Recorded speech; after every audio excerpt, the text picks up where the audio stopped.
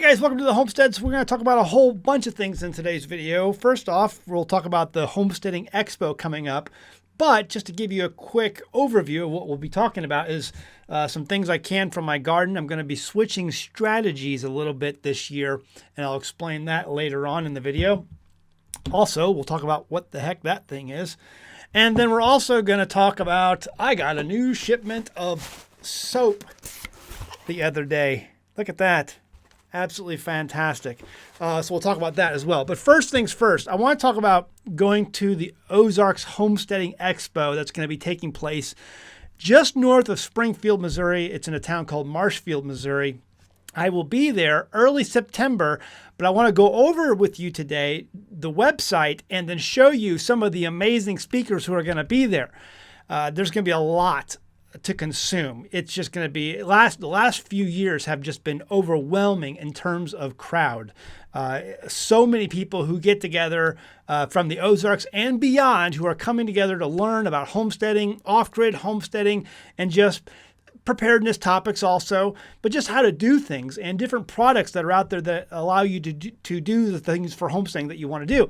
So we're going to, and the demonstrations that are out there for those products, amazing. So let's go ahead and go to the website. I want to show you this, give you a brief rundown, and then we'll get to some of these other topics. It might be a long video today. We'll see how that goes. But here's the website. OzarksHomesteading.com 2024. You can go to the Homesteading Expo link and you scroll down. September 6th through the 7th, 2024, Marshfield, Missouri.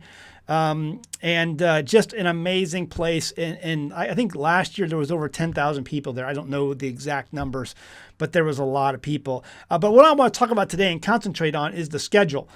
There's going to be a lot of great speakers there. A lot of people you've probably heard of and know and you watch on YouTube. So they're going to have a lot of just great information to share. I will be speaking on Friday. I'm only going to be there on Friday. I'm only there one day. But Friday, 10th Off-Grid Homesteading with Zach Bauer and American Homestead. Let me see if I can zoom. It's not going to let me zoom in anymore. But right there, if you look up the schedule on there, it's Off-Grid Homesteading at 8:30 in the morning at 10/1. 10/1, 8:30. I'm kicking the day off on Friday. And then after me, Lisa Bass from Farmhouse on Boone. Probably a lot of you guys watch her on YouTube. I'll just mention some of the names. During my time, there's going to be a live hog processing going over at the show arena. A lot of my audience does not care about pork and eat pork, and so that's a great time. The people that host this understand that a lot of my audience does not, get into pork and raise pigs and stuff because I just don't do that sort of thing, and there's a whole other reason for that. But forget all that.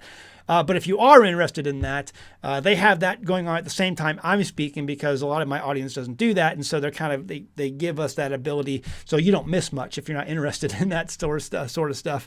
Connie Jacoby is going to be there. She's a great person to talk to and pick her brain on different tinctures and things like that. She's always at a lot of these events. Very informative. Some of these other people, let me see if I can... You got a guy speaking on aquaponics, Cody Hanner. She's from Idaho. Her and her family, I think, will be there talking about homeschooling and homesteading curriculum. If you're interested in a homesteading type curriculum, you can check her out. She's going to be there at 12:30 in tent 2. Predator management from Alan Horntagger Morris. That's a really good one right there as well. When it comes to gardening, especially, predators and pest control and things like that on a homestead, you really need to be able to get your mind wrapped around the idea that you're going to have to do battle against the elements, and a lot of that includes the pest and predators that are out there. Backyard chickens, there'll be a topic on that. Dr. Patrick Jones, Herbs for Man and Beast, homegrown herbalist. I got to meet him at the Doug and Stacy event and pick his brain for a little bit. He is somebody who is very knowledgeable when it comes to herbs and things like that. So be sure to check him out. Let's see what else we got here. Joel Salatin.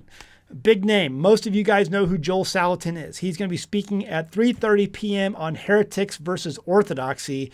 And I'm going to try to see if I can catch, because I'm going to be running my own booth and I got my kids there to help me. So I'm going to try to see if I can slip away and attend that lecture because I'm really interested to hear what he says about that. He's a very knowledgeable person. If you're interested in homesteading or getting started in homesteading, he really caters to a lot of people who are trying to find their way in this new homesteading idea of being self-sufficient and self-reliant. Then he's also going to be speaking again the next day on chicken processing. We also have people like Brandon Sheard again. He's going to be doing another part of the hog processing. Also, you have Kevin and Sarah from Living Traditions Homestead, from fruits to suits to soil. Actually, I'll just go ahead and mention the first animal I ever took apart. One of the first animals I ever learned to really take apart was a pig years and years and years ago. And I can tell you that they all come apart the same way. If you learn one, you can learn them all for the most part. Foraging in the Ozarks by Bo Brown, very informative. David Stelzer from Azure Standard will be there. He's going to be speaking on Saturday at 12:30 p.m. He's a great guy and has a great company. A lot of you guys using Azure Standard. And I will go ahead and let you know that Azure Standard is coming out with their own American-made mason jars. Their own brand of American-made mason jars from Azure Standard. I will be ordering some of those coming up soon. So there's going to be a lot of great information that's going to be talked about at this event. I really hope you get a chance to make it. Some of the demos that are going to be there are soap making, which we're going to be talking about here in a minute, rocket stove building, cob pizza oven building, kids building forts. What kid doesn't like building forts? Blacksmithing, milling and lumber, spinning and weaving. All of this is going to be talked about at this event. And then there's also going to be a demo on how to make kombucha. That's going to be there. Sheep shearing, something we have a little bit of experience in because we used to raise wool sheep. And I'm telling you right now, sheep shearing is an art form. It's not something you just read a book or watch a video about and then you can go ahead and do it. It's something that takes lots of practice, and Miranda Weatherman is going to be there talking about that and showing how it's done. So that should be really interesting. And then, again, just lots of different activities. So I hope you can make it. You can still get tickets. You can buy the tickets online. Or I think you can buy the tickets at the door, but they might be cheaper online. So go ahead and get those online if you can. Again, Joel Salatin, so many great people who are going to be there. Lisa Bass, Kevin and Sarah, David Stelzer. Look, there's me. And then Bo Brown. So many great people who are going to be there. And Rachel West eating the Ozarks.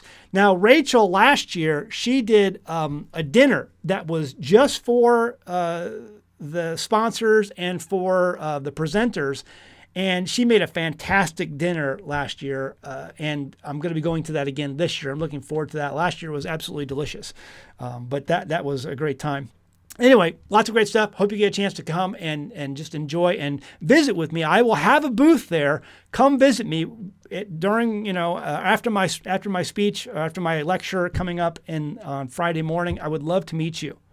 My talk primarily is going to be on, preparedness, homesteading, and, some of the obstacles that keep you from doing homesteading, whether on-grid or off-grid, the way you want. There's a lot of distractions that can take place when you're a homesteader, when you begin homesteading. And we're going to talk about some of these things and how to stay focused and also the reasons for why you're doing this, being about preparedness. An organized homestead is a productive homestead, and a productive homestead is going to feed your family. So that's important. So let's come talk about that Friday morning in 10 to 1, 8:30. I'm kicking the day off. I hope you'll join me. Okay, all that said, get over to the website, get some tickets. I'm changing my strategy on tomatoes. So in years past, I try to grow a certain amount of plants, between 40 to 50 to 60 plants per year. And I grow that many because you're going to lose some to pest pressures. You might lose some to disease. Every year is different. There's going to be obstacles and challenges every single year. And I try to my goal is always to can about 100 jars of salsa. And the reason for that is we really love chips and salsa. However, over the last couple of years, if you haven't noticed, the chips at the store are the prices have gone through the roof. They're putting less chips in the bag. I mean, you get a full bag and it's like 1/3 of the way full. It's absolutely ridiculous. And not to mention, so many of these things today are made with I believe, harmful seed oils. Thomas DeLauer on his channel, he has several million subscribers, I think, and he makes it clear. He shows the studies that show all of these seed oils are oxidized inside the bag. And the reason you can't tell that they're rancid, that's what oxidized means, is because of all of the different natural flavors and artificial flavors and things like that they put in it. So when you open the bag, you can't smell it being rancid. And these things, the studies show, absolutely ruin your metabolism. So with that in mind, I have said, you know what? I'm done with chips. I'm not buying chips anymore. There's like one brand I can find sometimes at certain stores that doesn't have seed oils in it for chips. And again, they're expensive. So my kids and me over the last couple of years have really been making more pizzas. And I have been buying pizza sauce. And I'm pretty picky about the kind of sauces that I buy. And so, you know what? I figured this year I'm just going to start making my own pizza sauce. So that's what I've been doing. I've been making my own pizza sauce now with the tomatoes that I'm harvesting, because I can use these for making pizzas, which my kids like. And it's not that hard to make, make some dough up and to put all the toppings that I want on it, because I know how the pizza's made. But also, you can use these for so many other things. All the ingredients are in there. There's peppers in there. There's garlic in there. There's onions in there. All of the things that a pizza sauce would include can also help flavor other things like soups and stir fries and other stuff like that. So you just pop the top off and put it in whatever you're going to make. And then there you go. So I'd rather have 100 jars of this than salsa that I have just kind of slowed eating, because I'm just not so big on chips anymore. What do you think about that? Leave a comment below and let me know if I'm off base. Now, with that, you get a lot of juice. So when I make this, I like my sauce to be kind of thick. And I squeeze the tomatoes after I take the seeds out, and I core it and I kind of squeeze it. And then I collect in a collection. And then what I'm left with is a bunch of juice after I, make my sauce. And so the juice I can that as well. And that works really good when making winter soups. If you want to make a vegetable type soup in the wintertime, because I have all kinds of other things from my garden on my pantry shelf, and I just take that and add that to my soup. I'll start with like a base of like a chicken stock or a beef stock, and then throw this in with it. And that makes for a base for a really good vegetable soup. So I'm getting lots of tomato sauce, or it's going to be basically pizza sauce. I'm making pizza sauce. Now, someone commented in my comments the other day, and I thought it was fantastic. They said, Zach, if you want to make a really good pizza sauce, what sets pizza sauce apart from spaghetti sauce is the caraway seed. Caraway. So if that's the case, I'm going to maybe try that and see, because isn't the caraway seed what you normally put into rye bread? Let me just make sure that's the case. Yeah, there you go. It's caraway seed. So that you put that in rye bread. So the person that left the comment said, Zach, if you want to make good pizza sauce, make sure you add a little bit of caraway seed in with your pizza sauce, and then it really stands out as pizza sauce. So I'm going to try that. Do you have any experience about that? Let me know below. I'd love to hear your thoughts. Does caraway seed really set your pizza sauce apart from your spaghetti sauce? I had never heard that before, and I've looked at the ingredients on a lot of different pizza sauce brands out there and a lot of different spaghetti sauce brands out there. I have never seen caraway seed inside any of the ingredients. So I'm a little skeptical, but I think that's actually, I'm imagining that flavor in my pizza sauce, and I'm thinking, that might be the ticket. I'd love to hear your thoughts. Okay, over on the soap. So a lot of you guys know that I try to not buy a lot of the soap at the stores. So many of the things you buy at the store have so many chemicals and things in them that you just don't want on your body. You don't even want them in your house. And so for the last few years, I have been a customer of Grafted and Grace Creations, which is a soap company based in the Ozarks. It's a family-based business, and you guys know I like to promote from time to time family-based businesses on my channel. So Grafted and Grace Creations makes these soaps, and I got a whole bunch of them in the mail because I was getting down, because I have a reserve stock of Kirk soaps and some other soaps that are more natural, things like Castile soaps and things like that. But those are like my fallback preparedness things. So when I actually use soaps, I want to use soaps like these. And I believe, I'm not for sure. I think I have to go back and check her website. I think that she makes this with goat's milk. I'm not sure. It's probably the only thing goats are useful for is making soap. I mean, they're okay to eat too. I like eating them, but other than that, I don't want goats around. But for soap making, yeah, okay. Anyway, I'll have to go back and look at our website. So here's all of the different soaps that came in there. And what I really like about this are these things. I really, she started including these sometimes on the orders that you make. And it's like a little bag. And you put the soap inside the bag, and then you just kind of hang it, because it's got a little thing there. You just hang that inside the shower, and I have a little plastic hook on my shower that I just hang that on, and that's what I use to, soap up, suds up, whatever, in the shower. But let's take a look at some of the ones that I got going here. This one is bay rum and tobacco soap. I mean, and it smells great.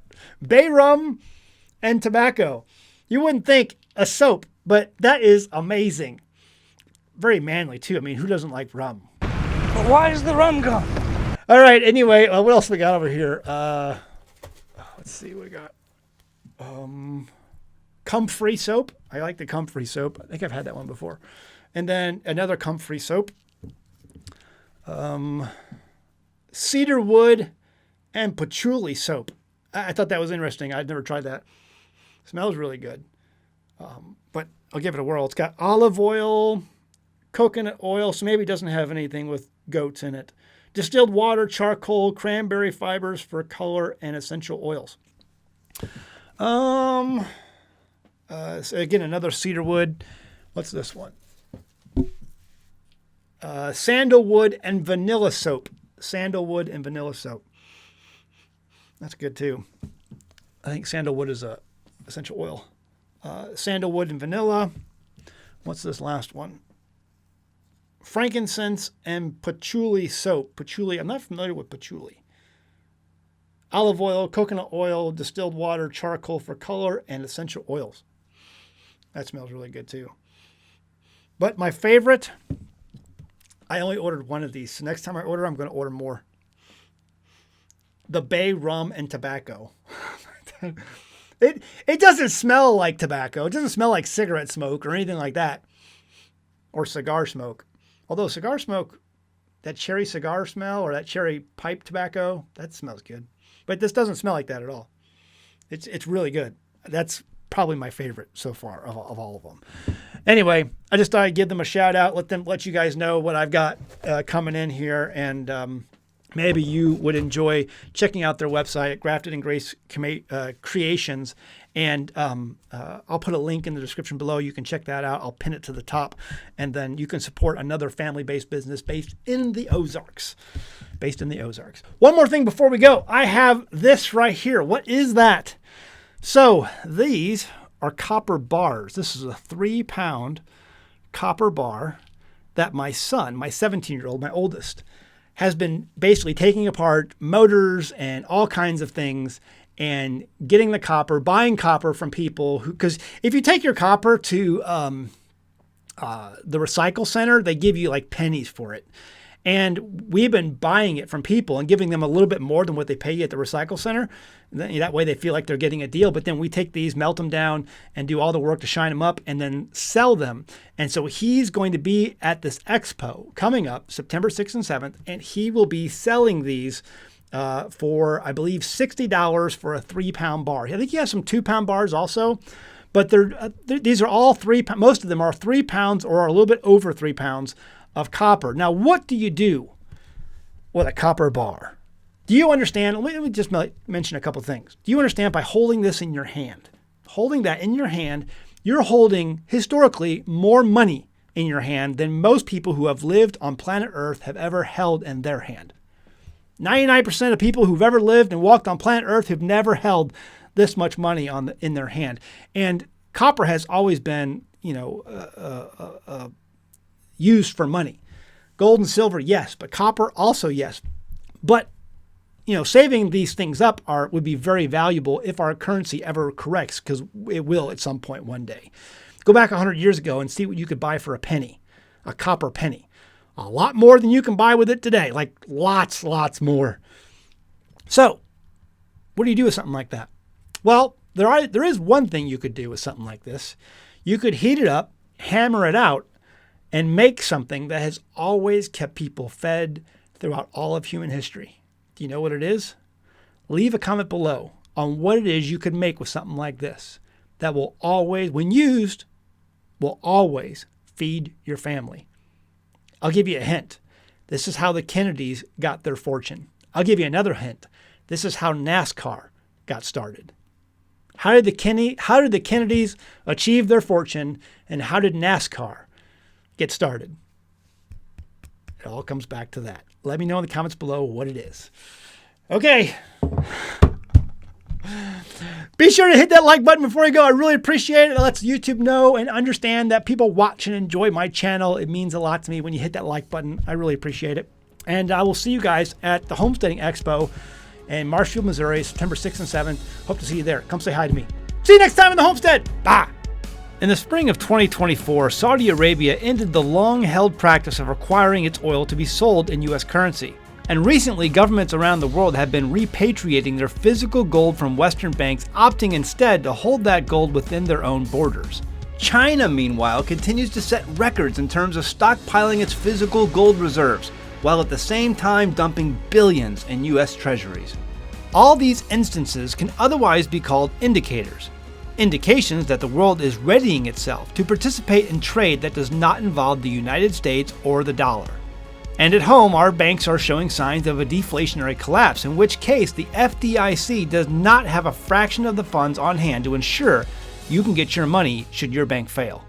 On the other hand, they keep telling us inflation is getting under control, but for some reason, the prices we pay day to day keep going up and products we pay for keep getting smaller.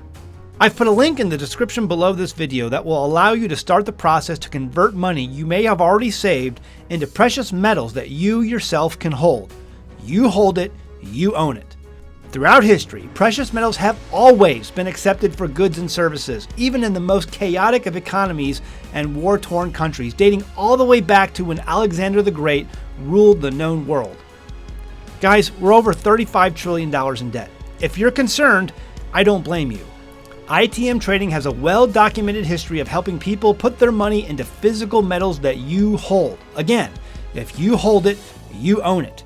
Hit that link below and see how ITM Trading can help you get the ball rolling towards financial sustainability. The consultation is free and there's no pressure. They will show you your options based on your concerns and goals you have for the future. By doing this, you're safeguarding wealth just like people have done successfully for literally thousands of years. You are now part of that history.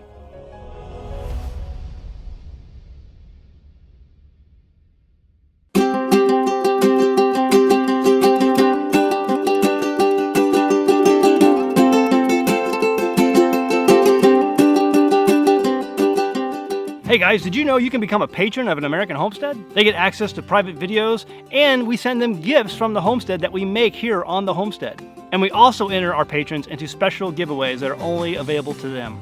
And before you go, please check out these other great videos. Go ahead, click. Oh wait.